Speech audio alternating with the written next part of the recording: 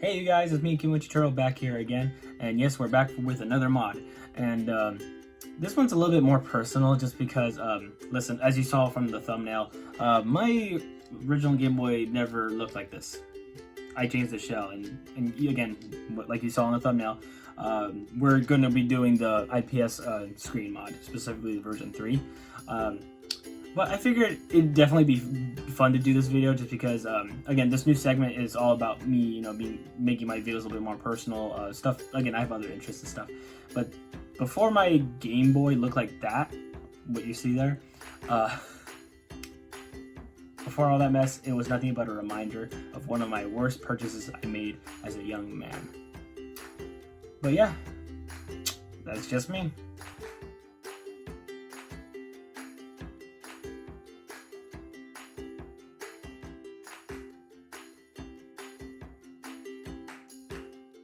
I've been sitting here for a good minute before recording this, trying to think of how to tell this story, and you know what, I'm just gonna wing it. Alright, like I said, this was 8 years ago, and I was a young man. This was probably my second job. I used to be a PetSmart groomer. Again, it was a fun time, just leave it at that. The cool part about that job, at the time, being a young man, I got paid weekly. So there was always a paycheck coming every other week. You soon, when you grow up a little bit, you soon to come find out that's not really that good. But anyways, being a young man and over the years of, from being a kid, I've owned, I've had a Game Boy Advance SP, I've had the original Game Boy Advance, had a Game Boy Pocket, blah blah blah.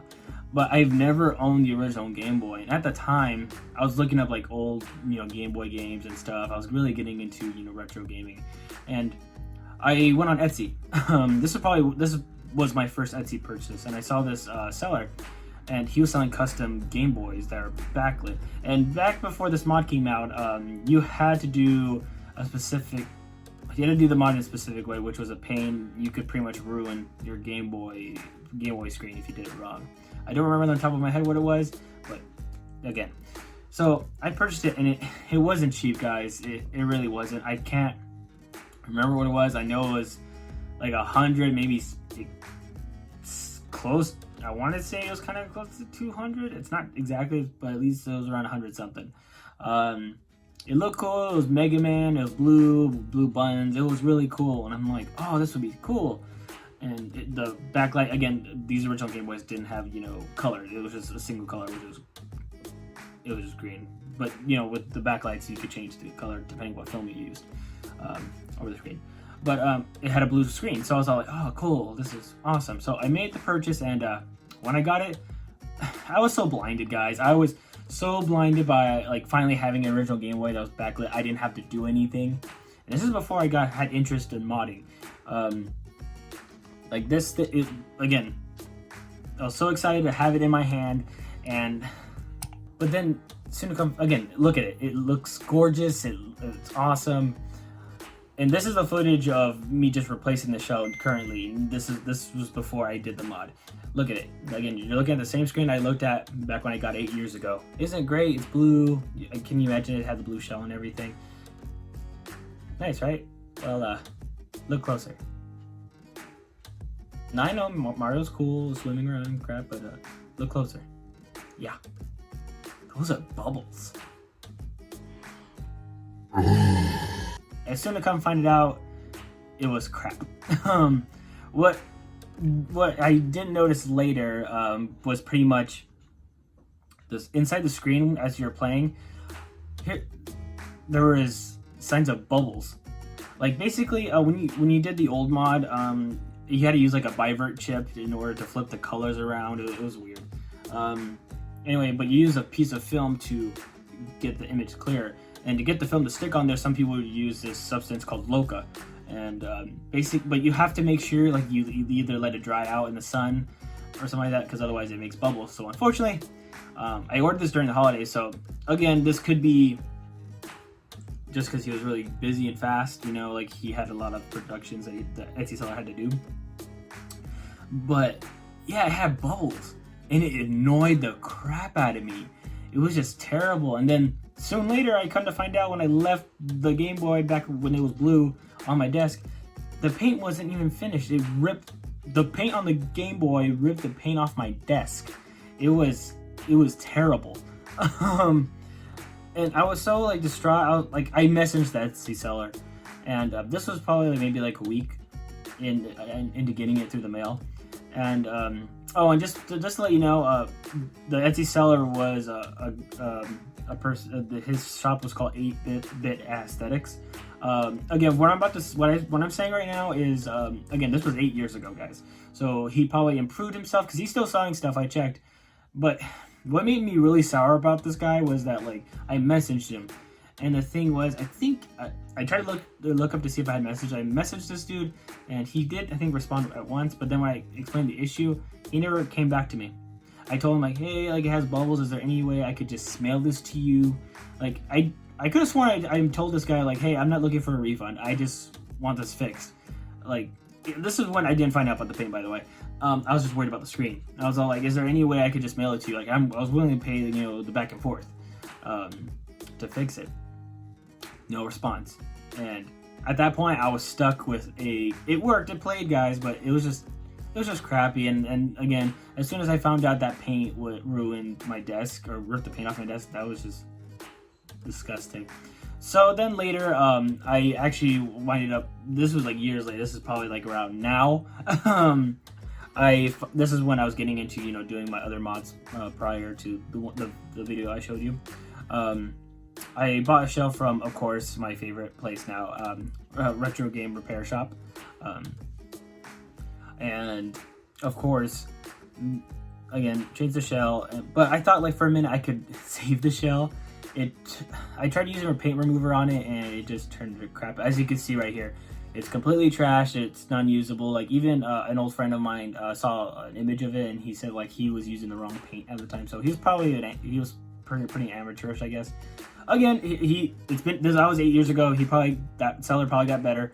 Again, I don't mean to throw shade, but again, this just means you gotta be careful with your purchases. But anyway, coming back to now, I was pretty classic when I found out there was a new backlight they're making for the original game. I got excited, and that's what we're here to do, guys. Again, by the way, thank you for seeing through my little story because I'm so happy I got this backlight. But anyway, let me go ahead and show you guys how to put in that backlight. All right, guys. Let's go ahead and get started. First things first, we're gonna have to remove the 4 tri-wing screwdrivers on the back of the original Game Boy. And actually, right after that, there's 2 Phillips head screwdrivers right underneath the battery compartment.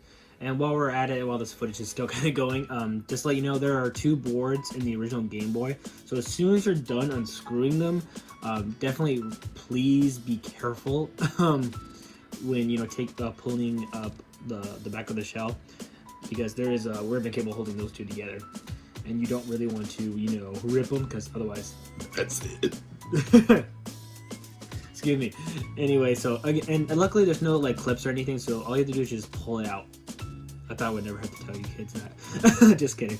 And the only part you're going to keep is the back of the board. That's all we're going to need. And of course, one thing I want to mention is there's going to be some Phillips head screws that you're going to need to take out on this. But the thing is, when I replace the shell, this with the new shell, I think I put too many screws in it. So again, they're perfectly marked. Just take them off. Simple as that. So you're not going to need this board. The only thing you're going to need from this is the original speaker. So we're just going to go ahead and desolder it. Wait for it. I love this part. Oh yeah, that's hot. Anyway, so go ahead and desolder the original speaker off of the front of the board. And again, that's all we're going to need. And before we get started, of course I picked up this whole kit from a Retro Game Repair Shop. Favorite place to go. So just to lay out the stuff that you get from this package, besides the glass screen that doesn't come with it, it comes with a new front board that's black, which looks cool. It also comes with some double-sided tape we're going to need, and it comes with obviously a chip that connects to our new backlight IPS screen.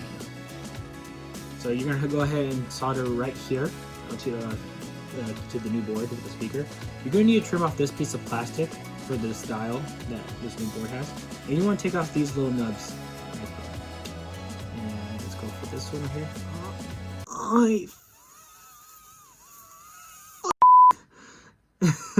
Anyway, and also this, just one little nub. And just make sure you actually sand these parts, the ones we trimmed off, just so the board can fit perfectly and it's, you know, straight.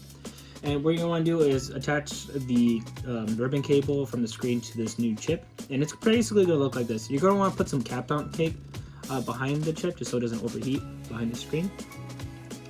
And put the double-sided tape at the ends of the screen, just so you know when you're putting it on the back, on the front of the casing, you know, it sticks. But make sure it's aligned. I actually put some hot glue there, just so you know it's perfectly framed. You don't have to, but I did, just to make sure it's secure.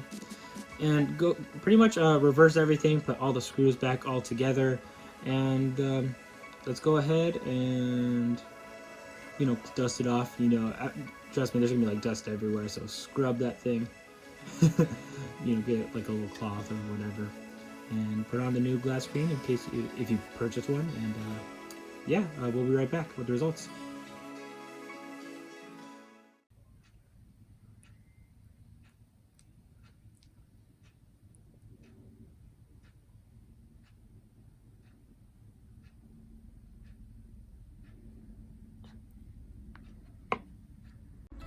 Hey guys, before we get started, again, a really quick shout out to RetroGameRepairShop.com. The seller there is amazing. I bought all my shelves from there, including the one we're going to work on currently, and also the backlight. And also, with every purchase on his website, guys, he gives you a 10% off coupon for your next purchase. That's just, again, just the little things I really appreciate it. And what's cool is he's been really responsive. You can follow him also on Instagram, same name, Retro Game Repair Shop. And again, if you're having some trouble with your mod, he's willing to message you and work with you and help you through the process. Anyway, he's been great. Love his products. I can't really, you know, shout him out enough. So check him out, guys. Okay, really quick, guys. What you're about to see right now is my first reaction to finally finishing, you know, after all that mess, finishing the mod and putting all the screws back in together. I'm gonna let the footage speak for itself. Reaction. So let's see.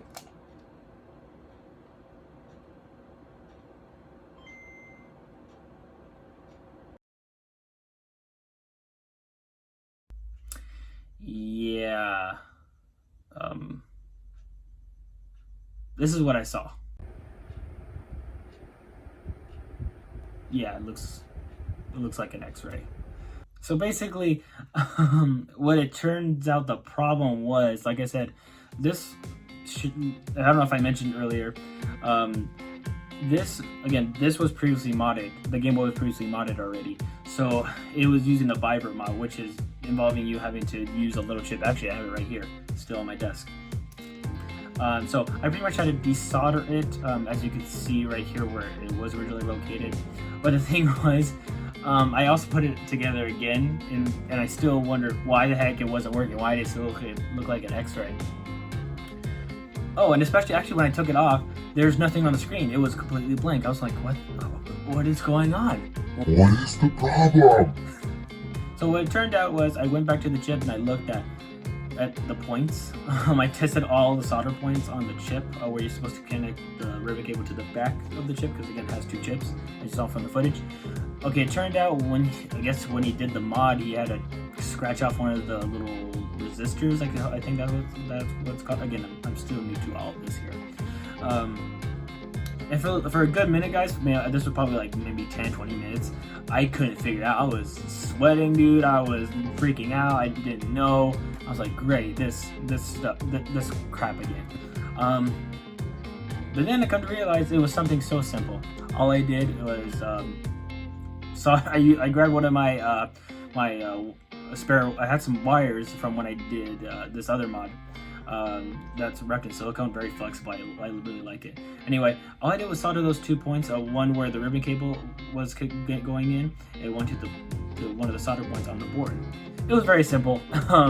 So without further ado, guys, let's go ahead and see what the screen looks like.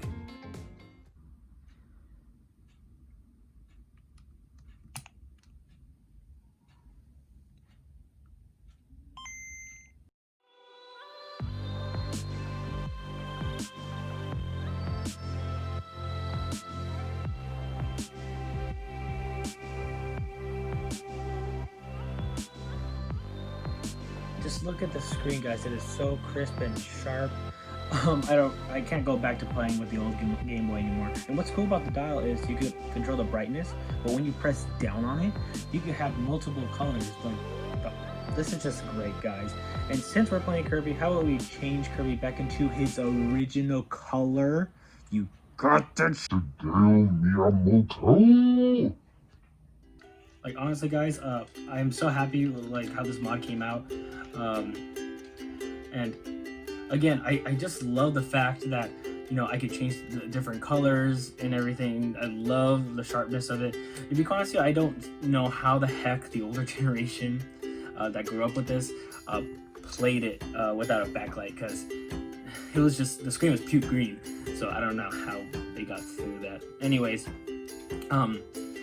again, I'm really happy. I highly recommend you guys do this mod. And again, besides talking about, you know, again, thank you for listening to my little short story. And like I said, the amount of money I spent, guys, trust me, you could do this on your own. This is, and also, again, besides talking about me, this is me telling you guys out there that, like, you don't need to spend a lot of money on this. If you have old Game Boys, Game Boy Advances, Game Boy Advances, whatever, you could do this pretty cheap. Like for this backlight, again, just thinking at the, you know, top of my head, it was like $60, and the shell, which came with the buttons, like was $10. If you want a glass screen, I think that's also $10. But you get my point.